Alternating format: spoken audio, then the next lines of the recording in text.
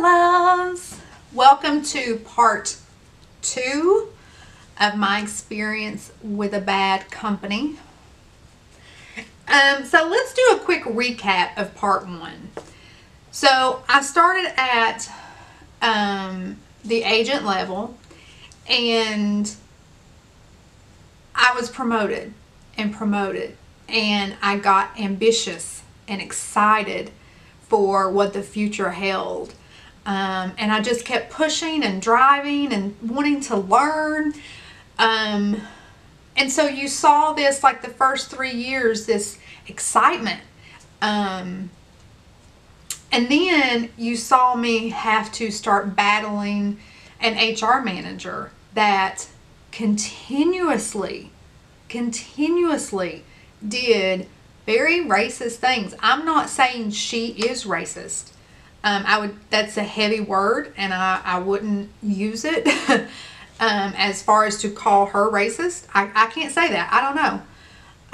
But what I do know is I was in so many situations where I had to backtrack because of things she said, things that she did, from slamming a door into an agent's face to completely insulting another agent.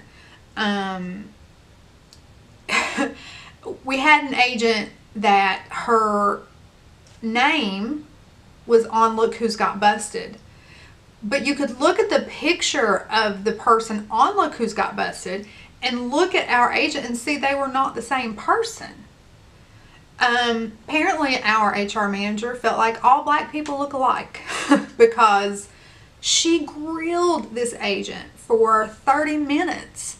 And I kept speaking up. I kept saying, the braids are different. Like, I was trying everything I could to be diplomatic, but let the HR manager know it's not her. So there were so many instances that I was fighting that battle, trying to protect my AM, not getting a promotion that I felt like I deserved, but then having to deal with a terrible leader for 9 months and being overworked. So all of these things, when you see these memes on LinkedIn or Facebook that says a bad leader can kill a great employee, that's what was happening to me.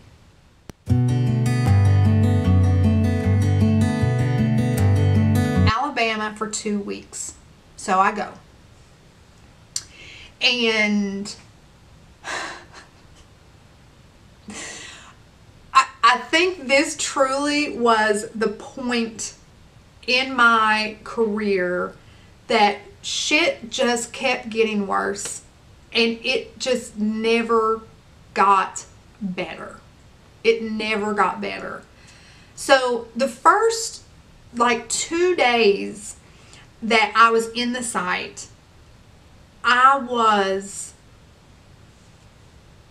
floored. I was floored. There's just really no other way to say it. They had opened the site with all of this excitement, and it was going to be strictly servant leadership, and this was going to be the greatest site that this company has, right? But they forgot such important things like making sure the team leaders have all of their tools. I mean, they were ready to terminate some of these team leaders, but we didn't give them the tools to even do their jobs. And the leaders of the site were scrambling, trying to do what was asked of them, while at the same time, they're new to the company too. They don't know exactly what to do. So I called my boss and I said, I don't know if you know, but this site is in trouble.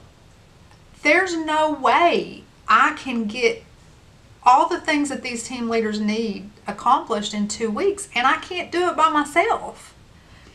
So he kind of blew me off, which frustrated me. Like, you sent me down here as a subject matter expert, so listen to what I'm telling you.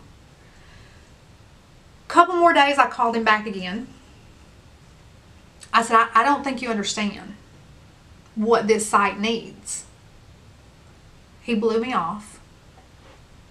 So I called someone that reports to him, who, she was almost like the godmother. Like, everyone listened to what she had to say. And I called her and I said, yo, this site is in serious trouble and I can't fix it alone or in 2 weeks. Not that I was going to fix it, but the things, I couldn't teach team leaders how to coach when they can't even pull up the agent's metrics. It's just not possible. So anyway, 2 weeks of going to Alabama resulted in me living in a hotel for 8 months. Yes, 8 months. I was working 6-7 days a week. To say I was exhausted is a complete understatement.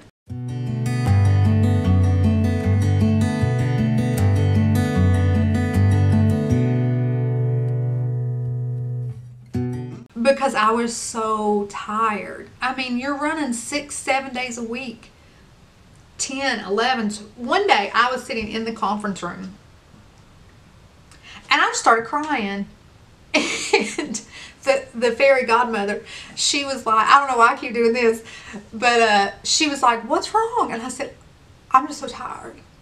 Like, I'm so tired.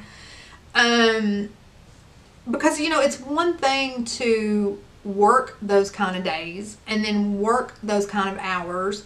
But when you're working those days and those hours in a very, very stressful environment. I mean, the CEO of our company came to this site and had a meeting with some executives from our client. And it was tense. It was very tense. So when you add the days, the hours, the stress of what you're doing, and then you combine that with, I'm living in a hotel room on fast food and vending machines. I will give you an example. I had my very first anxiety attack. Well, not my very first, but my very first in probably about 20 years. And I was getting ready for work, and I wasn't really sure what was wrong, but you know, your heart starts racing, etc., etc. And I sat in front of the hotel room door for 30 minutes and cried and could not force myself to walk out that door. I saw people being terminated that didn't deserve it. They didn't deserve it. The only goal was to replace them with someone that would be a yes ma'am, yes sir.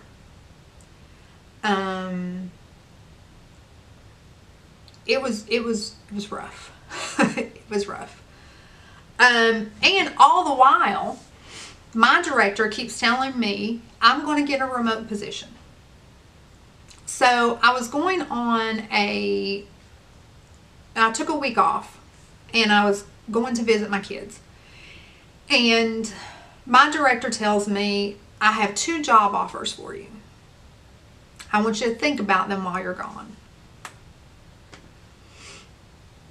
Never believe a leader that tells you that, because that's happened to me more than once with this company.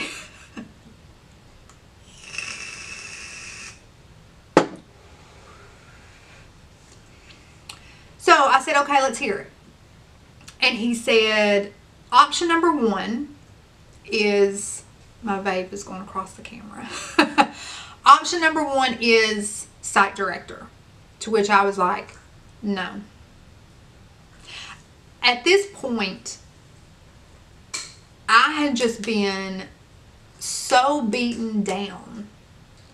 And I'm not saying that my leaders beat me down. But the job itself beat me down. The hours that were expected of me beat me down. The empty promises beat me down. The watching people that I didn't feel deserved to be fired, but got fired anyway, beat me down. So all of these things just beat me down. So when he said site director, I said, no, I don't want it. I don't want it.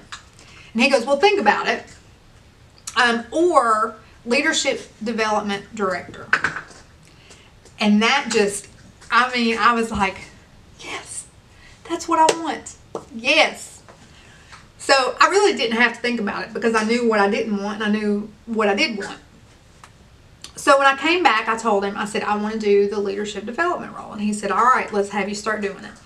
So about that time, they actually relocated me to Montgomery. So I moved into a house with the thought that this is going to be temporary, right? I'm not permanently moving to Montgomery. So I started the leadership development while at the same time I started taking over training. So I was the senior training manager, which I loved that role. And the leader that I had while I did that role was incredible. I loved her. So I'm doing senior training manager and leadership development. So during this time, we had new directors coming in. And this one director was handling my transition into leadership development. And I asked him, I said, what is the pay difference going to be? Because, you know, I was told leadership development director, which should be more pay. And he said, there won't be any more pay. And I said, for a director level role? And he said, this isn't a director level role. This is for a specialist. He said, actually, you're overpaid.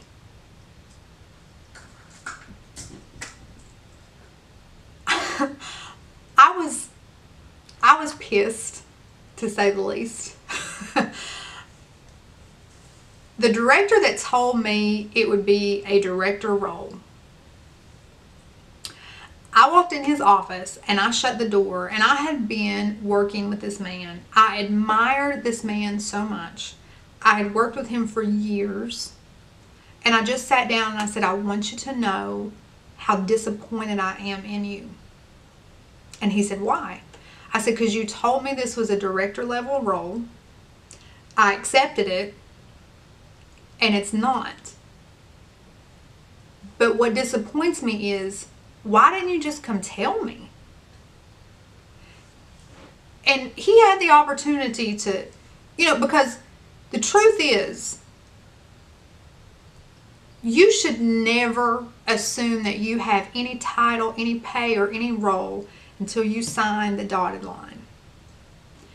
That's something that I learned in this moment.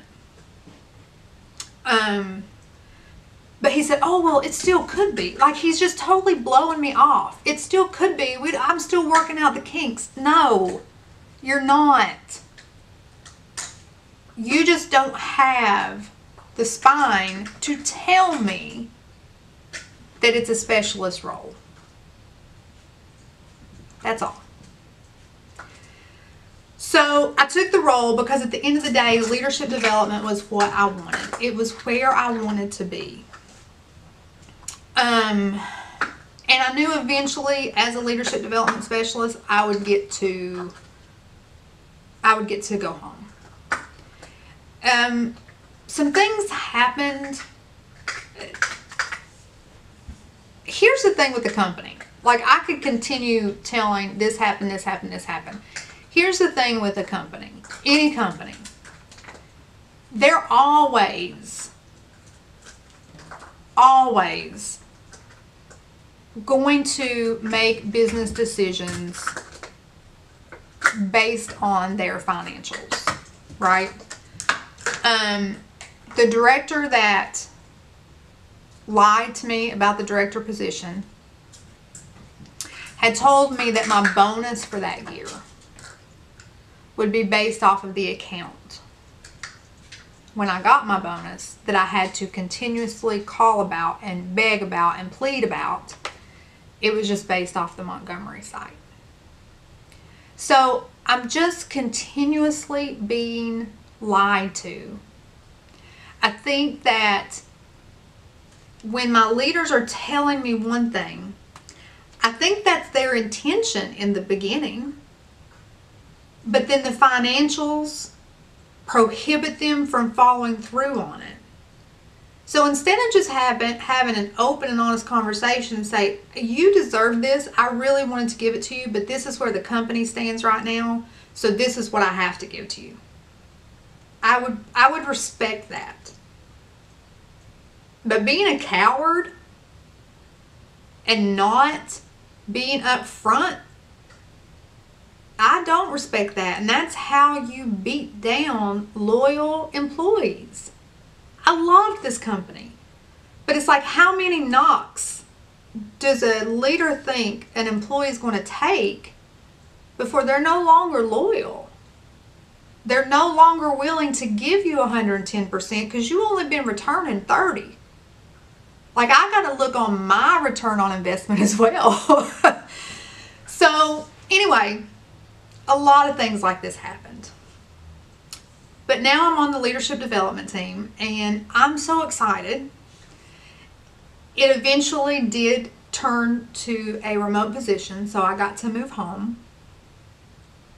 I worked from home for about a year. And it wasn't a bad year. This year that I worked from home, a lot of the trials and tribulations had to do with me and my mental health being on a decline. Now, I do think my mental health being on a decline had a lot to do with my company. That, you know, they played a role in that, but it wasn't solely based on my company. So the depression was hitting me pretty bad.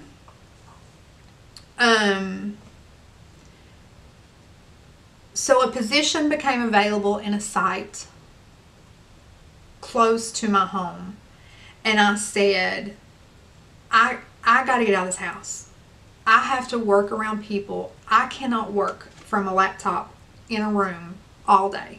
Like, I need interaction with people. So the site director at the site at that time was calling me and begging me to take this position. The position of senior account manager. So I said, okay, when it posts, just let me know and I'll apply. And then it posts. So we're going to have to cut this one off. I'm going to have to do this in 3 parts because the last leg of my journey with this company was a doozy. It was a doozy. So it gets its own dedicated video. But you'll just have to watch part 3.